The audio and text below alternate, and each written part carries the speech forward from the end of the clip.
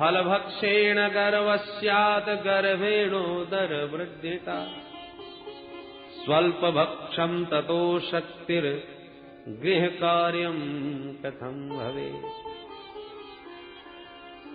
मैंने सचमुच फल खा लिया तो मैं गर्भवती हो जाऊंगी, और कहीं सचमुच गर्भवती हो गई तो एक बात बता, जब मेरे पेट में बच्चा होगा तो मेरा भोजन कम नहीं हो जाएगा, और मेरा भोजन यदि कम हो गया तो ततो अल्प शक्ति, मैं कमजोर हो जाऊंगी, और कमजोर हो गई तो गृह कार्यम कथम भवेत, घर का जो अकेले ही सब काम संभाल लेती हूं, यदि कमजोर हो गई तो काम कौन करेगा घर का फिर। पड़ोसन बोली ये कोई बहुत बड़ी समस्या नहीं, अरे अपनी ननद को बुला लेना, जब अपनी ननद बुआ बन जाती हैं तो उनको बढ़ावा तो देना ही पड़ता है, इससे अच्छा ये है कि 4 महीना पहले से बुला के घर का खूब काम करवाओ, और काम कराने के बदले में जितना बने सो बधाई के नाम पर देके विदा करो। धुंधली बोली बहन तू नहीं जानती, मेरी ननद महाचोटी है, 4 महीने में तो मेरा घर ही साफ कर जाएगी पूरा। ननंदा संहरे सदा, उससे तो अच्छा है कोई नौकर रख लूंगी, उसी से काम करवा लूंगी। ठीक है बहन, जो अच्छा लगे सो कर, पर जल्दी से फल को तो खा। धुंधली बोली अच्छा बहन फल तो मैं खा लूंगी, पर एक बात बता, मैंने सुना है कि गर्भवती स्त्री ज्यादा तेज दौड़ नहीं सकती। बहन बोल सुना तो तूने बिल्कुल ठीक है, कहीं नहीं दौड़ना चाहिए, और तुझे कहां दौड़ना भागना है, तू तो आराम करना घर में।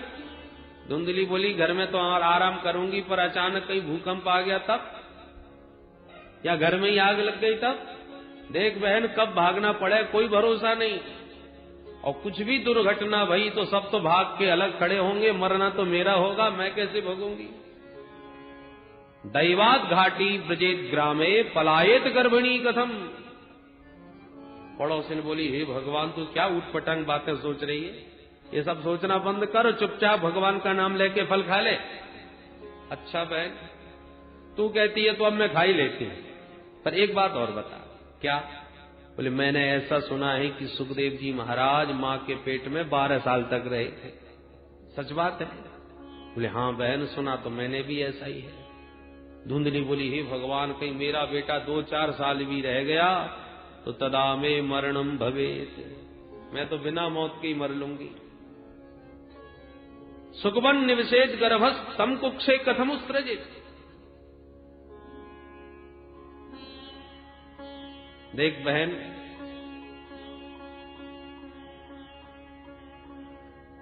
पहले तो बालक को जन्म देने में समझो मां का भी दूसरा ही जन्म होता है, और जन्म सकुशल हो जाए तो उसके बाद लालने पालने दुखम प्रसूतायाश्च वर्तते, बालक के लालन पालन में भी बड़े कष्ट। इसलिए मैंने तो एक ही निर्णय लिया है कि इस झंझट में मुझे पढ़ना ही नहीं। पड़ोसने का तो तेरी बुद्धि में जो आवे सो कर, और समझा के बेचारी वो तो परेशान होकर चली गई। पर एवं कुतर्क योगेन तत्फलम नैव भक्षितम, इतने कुतर्क किए धुंधली ने कि आखिर उस फल को खाया ही नहीं। पतिदेव लौट के शाम को आए, देवी फल खा लिया?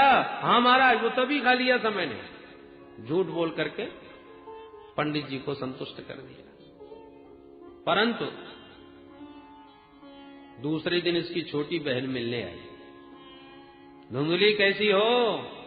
धुंधली बोली अली बहन तू खूब आई गई, आज मैं बड़े चक्कर में फंसी हूं, तू मेरा समाधान कुछ निकाल। क्या बात है? पूरी कहानी सुना दी। अब छोटी बहन यही चाहती थी कि इसके कुछ भी ना हो, तो मेरे कई बच्चे हैं, एक बच्चा इसे दे दूंगी तो इसका माल मेरा हो जाएगा। तो उसने और माथा खराब कर दिया। ए बहन बातों में मत आना, ये बाबा बैरा की दुनिया को पागल बनाते फिरते, फल खाने से भी कहीं बेटे होते, सब बकवास। और यदि तुझे थोड़ी भी सच्चाई मालूम पड़ती हो तो इस फल का तू प्रयोग अपनी गाय के ऊपर क्यों नहीं करती? पहले बरसों से बंद ये गैया तेरे घर में, उस गाय को फल खिला, देखे क्या होता है। और तुम अपनी चिंता मत कर, मैं इस समय गर्भवती हूं, अब की बार जो मेरा बच्चा होगा वो तेरा, तुझे ही दे दूंगी। रही बात पतिदेव की, सो थोड़ा पैसा दे देना, मैं उनका मुंह बंद कर दूंगी, किसी को कानों कान पर भनक नहीं पड़ेगी, तुझे कोई कष्ट नहीं होगा, बेटा का बेटा मिल जाएगा। अरे मुझ में तुम में कोई अंतर है क्या बहन? छोटी बहन की बातों पर प्रसन्न हो गई धुंधली बहन। बहन हो तो तेरी जैसी, तूने मेरी सारी समस्या 1 मिनट में दूर कर दी। अपना बेटा जरूर दे देना। हाँ बहन, पक्की रही बात। और उसने बहन की बातों में आके गैया को चुपचाप फल खिला दिया। और पतिदेव को विश्वास दिलाती नहीं, महाराज मुझे बहुत फायदा हो रहा है। पंडित जी बड़े भोले भाले प्रसन्न हो रहे हैं।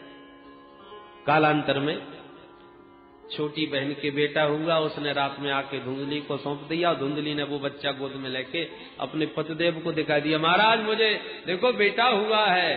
भोले भाले पंडित जी खुशी में नाचने लगे। और उसके ठीक 3 महीने बाद जिस गाय को फल दिया था उस गाय के भी बेटा हो गया। सर्वांग सुंदरम दिव्यम निर्मलम कनक प्रभम। परम सुंदर कनक कांति उस बालक की। गांव वालों को पता चला तो देखने वालों की भीड़ लग गई। पंडित जी बधाई हो, भगवान देते हैं तो छप्पड़ भर के देते हैं। कहां तो एक बेटा नहीं था घर में, अब देखो गैया ने भी बेटा दे दिया, 2 बेटे हो गए। भाग्योदयो धुना जाता आत्मदेवस्य पश्यत धन्वा बाल प्रसूतस्तु दैव रूपी कौतुकम। विधाता का कौतुक देखो, गाय ने मानव पुत्र को जन्म दिया। भाग्योदय हो गए हमारे पंडित जी के। लोगों ने खूब बधाइयां दी, बड़ा भारी उत्सव मना। पंडित जी ने नामकरण संस्कार किए। गाय के पुत्र के कान गाय जैसे हैं, इसलिए इसका नाम गोकर्ण रखता हूं। और अपने बेटे का बढ़िया सा नाम सोच रहे थे कि धुंधली खड़ी हो गई, सुनो जी कष्ट मैंने भोगे 9 महीने, तो नाम भी मैं ही रखूंगी। ठीक है बताओ क्या नाम रखना है? बोले मेरा नाम धुंधली, तो मेरे बेटे का नाम धुंधकारी होना चाहिए। ठीक है देवी, जैसी आपकी इच्छा। धीरे धीरे दोनों बालक बड़े हुए तो ख्याति तो दोनों ने ही प्राप्त करी, पर एक विख्यात हुआ, दूसरा कुख्यात। कियत कालेन तौ जातौ तरुणौ तनयाविति गौकर्ण पंडितो ज्ञानी धुंधकारी महाखलः। बालक जो जो बड़े होते गए, गौकर्ण जी उतना ही महान प्रकांड विद्वान होते चले गए। और धुंधकारी उतना ही दुष्ट दुराचारी क्रूर प्रकृति का होता चला गया। गौकर्ण पंडितो ज्ञानी। पंडित मतलब सत असत विवेचनी बुद्धि पंडा, सा अस्य संजाता स पंडित। सत और असत का जो ठीक विवेचन कर सके, ऐसी बुद्धि का जो मालिक है वो पंडित है। इसलिए तो भगवान ने अर्जुन को डांटा, पंडितों जैसी बात करता है। असोच्या नन्वसोचस्तुम प्रज्ञावादाश्च भाससे गतासून अगतासूश्च नानुको सोचंती पंडिता। पंडित ऐसा थोड़ी सोचते हैं जैसा तू सोच रहा है। सत असत का जैसे ठीक विवेक हो वो पंडित है। तो ऐसे महान पंडित श्री गौकर्ण जी महाराज हुए। और धुंधकारी तो चोरी करने लगा, दुराचार में प्रवृत्त हो गया, जुआरी बन गया। घर का जितना धन था एक एक करके सब ठिकाने लगा दिया, व्यभिचार में प्रवृत्त होकर। एक दिन तो घर के बर्तन तक उठा करके बाजार में बेच दिए। अब तो पंडित जी सिर पकड़ के रोने लगे। क्व गच्छामि क्व तिष्ठामि को मे दुःखं व्यपोहये प्राणास्त्यजामि दुःखेन आकष्टं मम संस्थितम्। हे भगवान, कहाँ जाऊं, कहाँ बैठूं, किसको अपनी व्यथा कथा सुनाऊं? ऐसे जीवन से तो अच्छा है कहीं जाकर के मर जाऊं। प्राणास्त्यजामि दुःखेन। पुत्र के इन दुर्गुणों से दुखित हुए ब्राह्मण आज मरने की सोचने लगे। पहले भी मरने जा रहे थे क्योंकि बेटा नहीं है, आज फिर मरने जा रहे हैं कि बेटा क्यों है। यही विडंबना समाज। जब निकल पड़े अत्यंत दुखित होकर, तो गोकर्ण जी की दृष्टि पड़ गई। पिताजी की मनस्थिति को समझ करके हाथ पकड़ के एकांत में बैठाया और समझाने लगे। पिताजी, संसार में ये बताइए, आपको सुखी कौन दिखाई पड़ रहा है? ये संसार दुखालय है, सुख का केवल भ्रम है। पिताजी, अब हमारी आपकी तो बात छोड़ दीजिए, तीनों लोकों के अधिपति इंद्र से भी पूछिए तो वो भी परेशान है। चक्रवर्ती की गद्दी पर जो बैठा है वो भी परेशान है।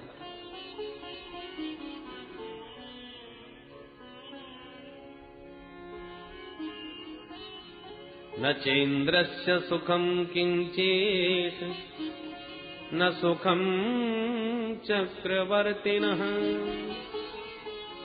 सुखमस्ति विरत्नस्य मुनिरेकांत जीविनः मुनिरेकांत जीविनः। पिताजी, संसार में सभी दुखी हैं, क्योंकि दुख रूप ही संसार है। सुखी केवल एक ही है, जो सबसे विरक्त होकर एकांत में भगवत भजन में मस्त हो गया, जिसके मन में कोई कामना वासना शेष नहीं रह गई। संसार में केवल वही महापुरुष सुखी है।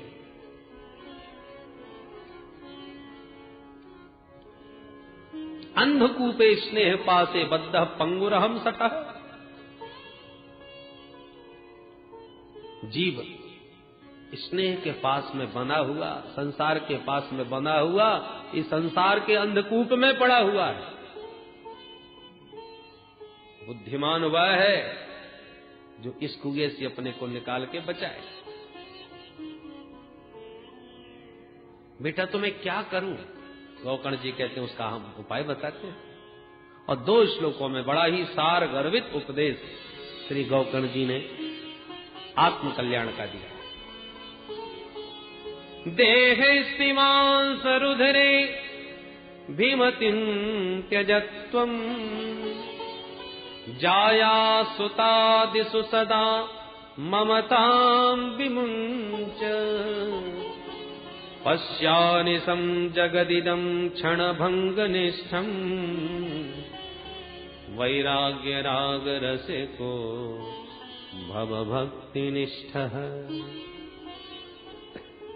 धर्मं भजस्व सततं त्यज लोकधर्मान् सेवस्व साधु पुरुषान् जहि कामतृष्णाम् अन्यस्य दोषगुणचिन्तनमाशु मुक्त्वा सेवा कथारसमहो नितरां पिबत्वम् सेवा कथारसमहो नितरां पिबत्वम्। गोकर्ण जी कहते हैं, पिताजी ध्यान से सुनिए। जीव को संसार में बांधने की 2 रस्सियां हैं, और उन रस्सियों के नाम हैं अहमता और ममता। देह में अहमता और देह के नातों में ममता, ये 2 रस्सियों में जीव बंधा हुआ है। 5 भौतिक देह है, जो पंचायती धर्मशाला है। अरे धर्मशाला में कमरा बुक कर लिया, आराम से रहो, जब तक काम करना है काम करो, जब तक रहना है तब तक रहो, और काम पूरा हो जाए तो धर्मशाला का कमरा मैनेजर के हाथ में चाबी सौंपो और जाओ अपने घर। यात्रियों के लिए ये तो कुछ समय के लिए मिला है रहने को। ऐसी जगत के प्रपंच में भ्रमण करते करते जब हमको रहने की जरूरत पड़ती है, तो हमारे विधाता जी के पंचायती धर्मशाला हमको सौंप देते, भाई रहो इसमें। अब जैसा यात्री वैसी धर्मशाला, वैसा कमरा। तो इतना ध्यान रखना चाहिए कि कितना भी बढ़िया हो या कैसा भी हो कमरा, मालिक मैनेजर है, तुम उस पर आधिपत्य स्थापित करने का प्रयास न करो, नहीं पंचों की धर्मशाला पर किसी का कब्जा नहीं हो सकता, वो धक्का मार के निकाल देंगे। क्षितिजल पावक गगन समीरा, क्षितिजल पावक गगन समीरा, क्षितिजल पावक गगन समीरा, क्षितिजल पावक गगन समीरा, पंच रचित यह अधम शरीरा, पंच रचित यह अधम शरीरा, पंच रचित यह अधम शरीरा, पंच रचित यह अधम शरीरा। बताइए, इन पंच तत्वों ने ये पंचायती धर्मशाला अपने अपने अंशदान करके बनाई। हम लोग प्रेम से रहे और हम लोग तो कब्जा ही कर बैठे। कोई एक बार रहने के बाद खाली करना ही नहीं चाहता। इसलिए पिताजी, देहेस्ति मांस रुधिरे अभिमतिम त्यज,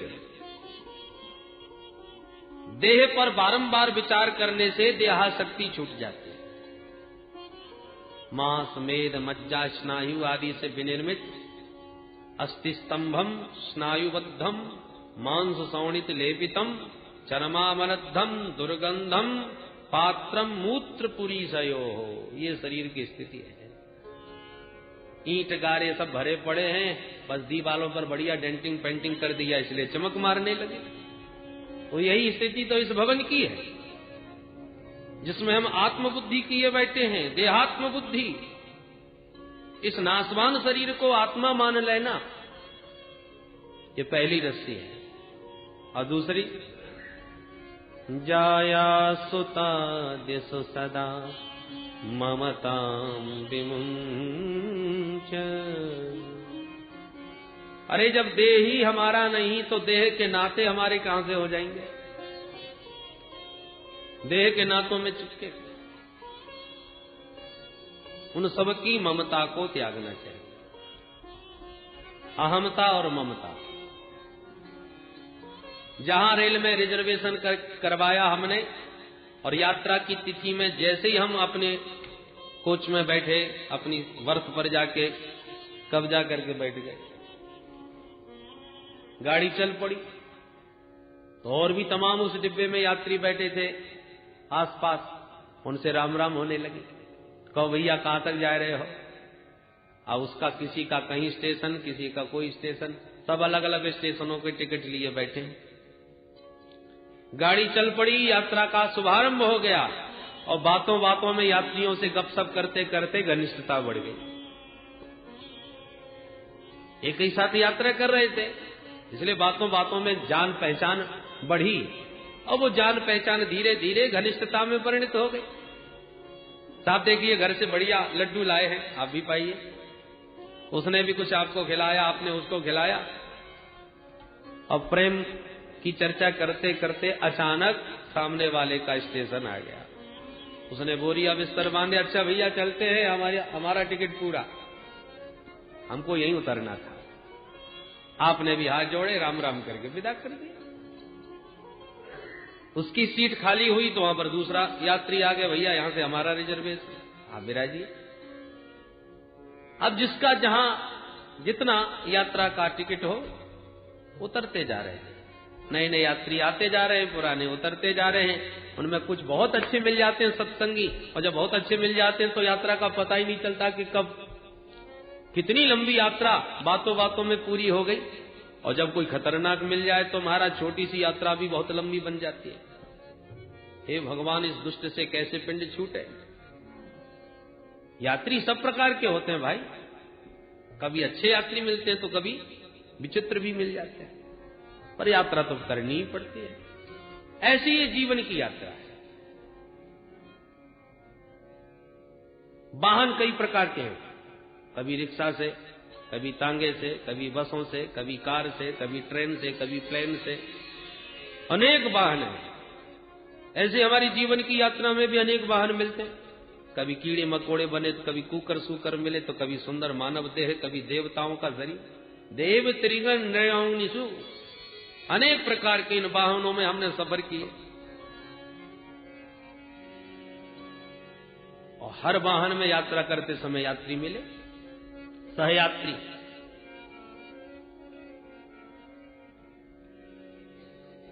अब रेलवे के इस सफर में, इस मानव जीवन के सफर में, भाई सबसे सुंदर यात्रा तो ट्रेन की ही होती है, सुखद। तो इस रेल यात्रा में, इस मानव जीवन की यात्रा में जैसी हमने अपनी यात्रा का शुभारंभ किया, गाड़ी में बैठे सहयात्री मिल गए, माताजी, पिताजी, भैया जी, बहन जी, दादाजी, बाबा जी, काका जी, फूफा जी, ये सब सहयात्री हैं हमारे जीवन के साथ। कल तक जिनको जानते भी नहीं थे और अब धीरे धीरे उनसे इतनी प्रगाढ़ता हो गई कि उनके बिना रह नहीं पा रहे। यात्रियों से अत्यंत प्रीति हो गई। पर सफर में थोड़ा आगे चले कि दादाजी का स्टेशन आ गया, स्मशान में जाके विदा कर दिया, वो अपने घर चले गए। जीवन की यात्रा आगे बढ़ी तो विवाह हो गया, एक नया यात्री हमारे जीवन की गाड़ी में जुड़ गया, जिसका अब तक पता नहीं था। यात्रा आगे बढ़ी तो पिताश्री का स्टेशन आ गया, वो गए अपने घर, और कुछ ही दिनों में बेटा हो गया, एक नया यात्री जीवन में फिर जुड़ गया। पुराने यात्री जाते जा रहे, नए नए यात्री आते जा रहे, जीवन का सफर चलता जा रहा है। पुत्र दाराप्त बंधु नाम संगम पांथ संगम, ये पांथ संगम है। तो यात्रा का नियम है, यात्रियों से प्रेम पूर्वक व्यवहार करो ताकि यात्रा का आनंद आए, यात्रा कहीं भार न बन जाए। इसलिए यात्रियों से मिलजुल करके स्नेह पूर्वक यात्रा करो, और स्नेह आसक्ति इतनी ज्यादा न हो जाए कि जब यात्रा पूरी होवे तो उन यात्रियों को छोड़ा न जाए। अब टिकट पूरा हो गया, गाड़ी आपके स्टेशन पर खड़ी है, यहीं तक का आपके पास टिकट है, और आप यात्रियों से बार बार मिलने में ही लगे हुए हो, वाह भैया कितना आनंद आया आपके साथ, अब आपको तो छोड़ने का ही मन नहीं हो रहा, और उधर गाड़ी चलने को तैयार। तो क्या होगा, काला कोट वाला टीटी आएगा और हाथ पकड़ के धक्का मार के हटाएगा, अरे हटिए, निकलिए, गाड़ी चलने वाली, अभी तक उतरे नहीं। बुद्धिमान यात्री वही है कि एक स्टेशन पहले से बोरिया बिस्तर बांध ले, और जिससे मिलना जुलना है पहले मिल ले, स्टेशन पर गाड़ी आए तुरंत उतरिए, इसी में बुद्धिमानी है। उसी प्रकार जीवन के सफर में ये सारे यात्री तुम्हारे साथ हैं, इनसे प्रेम पूर्वक व्यवहार करो, परंतु जब सफर पूरा हो जाए उससे पहले तैयार हो जाओ, क्योंकि काला कोट वाला फिर यम का दूत आता है ना, वो फिर एक नहीं चलने देता, एक सेकंड का भी समय नहीं देता मिलने के लिए। वैसे समय मांगा जाए फिर इतने वर्ष मिले तब भी तू बात नहीं कर पाया जो अब एक सेकंड मांगता है मुझसे। तो भैया वो काला कोट वाला धक्का मार के उतारे, उससे अच्छा है कि तुम ही राजी राजी चल पड़ो, क्योंकि यात्रियों का संग तो छोड़ना ही पड़ेगा। ये जीवन के इस रहस्य को जो ठीक से जान ले, वो यात्री बड़ा आनंद से यात्रा करता है। देहे स्थिमान् सरुधिरे धीमतिं त्यजत्वं जायास्तु तादिषु सदा ममतां विमुञ्च पश्यानिशं जगदिदं क्षणभङ्गनिष्ठं वैराग्यरागरसिको भवभक्तिनिष्ठः। इसलिए पिताजी, अहमता ममता की रस्सी को त्याग कर सारे जगत को अनित्य नाशवान क्षणभंगुर समझो, एक पल का भी भरोसा नहीं। वैराग्य राग रसिको भव।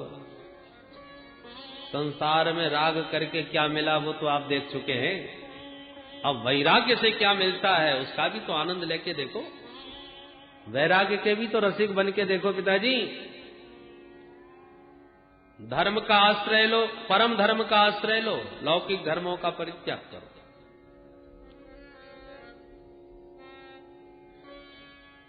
आप घर से निकले, चलो कथा सुनिए, हमें लक्ष्य बनाया, घड़ी देख करके समय पर निकल पड़े कथा सुनने को। अब रास्ते में कोई इष्ट मित्र मिल जाए तो जय श्री कृष्ण भी कर लेते हैं, राधे राधे भी कर ली, दो बातें भी कर ली। भैया बिटिया का विवाह हो गया कि नहीं, और हरिद्वार कब आए थे, कहां रुके हो, दो चार बात करी, आगे फिर चल दी। व्यवहार निभाते हुए लक्ष्य की ओर बढ़ो। ऐसा भी नहीं कि भाई हम इस समय कथा में जा रहे हैं, राम राम करने की फुर्सत नहीं। अरे राम राम करने में कितना समय लगेगा भाई।